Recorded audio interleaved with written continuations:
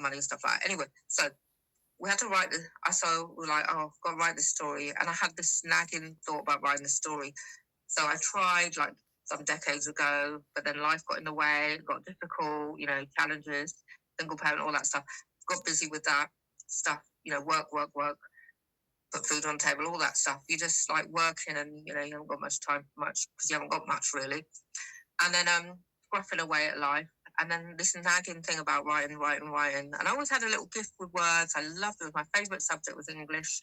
And I loved to write. That was one thing I knew. I would sit there thinking, what am I good at or relatively good at and what do I love?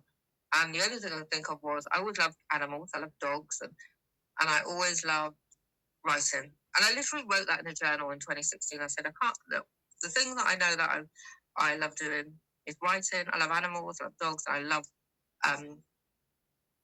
writing. So I think that's my calling. It's what I literally wrote in my journal, something like that. I think that's my calling, is to write. So I went back to that book years later, the personal book, and I thought I'm going to do this, and I ended up writing that book. And then when I took a break from that book, I was sitting on my laptop and I thought, let me just write what comes to mind. And I wrote the very first page, not the prologue, because the prologue came actually after, but the very first page of chapter 1 of The Cocoon Within. I just literally sat and thought, I'll write what comes to mind. And I wrote about this girl, Ariana, her grandfather. And then I started thinking, she's going to find a book in the attic. There's a bit of an analogy there, like a faith analogy as well. So the faith analogy is that for me, like, I went through a personal faith journey. My personal faith journey was like, I'm going to go a bit spiritual here. So I'm going to talk about like my faith in God, because I'm a praying person. I do believe in God, and not everyone does, and I get that. I believe universe, powers that be, or not at all. So I didn't always have a faith in God, but I kind of found my faith as I went along, and then I started to. It was only after that I began to really be, how can I say it, be kind of right with any kind of real progress. And then so weird things happened actually, because that's why I talk about the spiritual side of things, because when I in this book, I know Lolly Woo Woo will know, I wrote about a winged lion, a lion with wings, right? How weird is this? Okay, I wrote about this winged lion. Suddenly had an idea. I thought, I love lions, so I wanted to feature a lion. I thought, I'm going to write this winged lion in the story.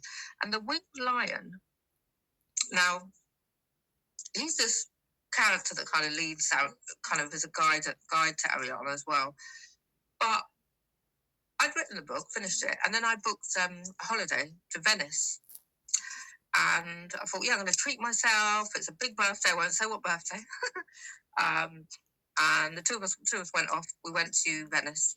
And before we went to Venice, sorry, I need to rewind a bit. I was sat at home before, it was all booked. Yay, I'm going to Venice.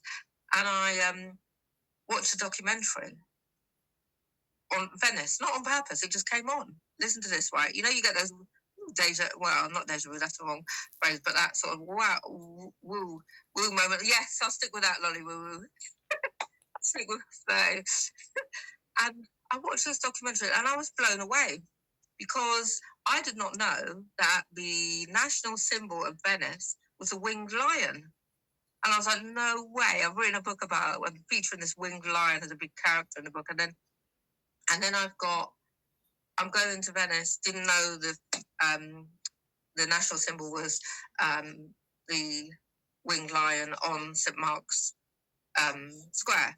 On the it was everywhere, because I thought, I've got to see this winged lion, and it's literally statues everywhere. So I sketched it as well when I was there, and I thought, I'll sketch it. And it had the book, just like the book, the winged lion was like standing on the book. Obviously, that is the symbolism for that was St. Mark, the evangelist, St. Mark of Venice, and obviously how he was standing on the Bible. And then in this book, he was the lion. She finds this book.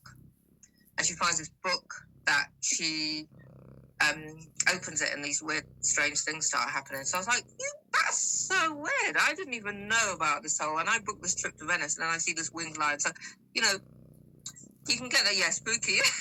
You're like, spooky, yeah. So, but the funny thing is, especially the last chapter, when I wrote the last chapter, I remember I was not feeling, like bunged up like Fluey in bed, and I thought, I'm nearly there, nearly finished this book. Let me write.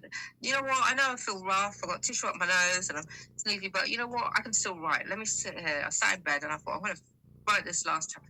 Oh my god! It was like a download. I just like all just came to me, and I was like so excited. I'm like, oh my god, yeah, this can happen, and this can happen, and this can happen. It was brilliant, and I'll never forget that.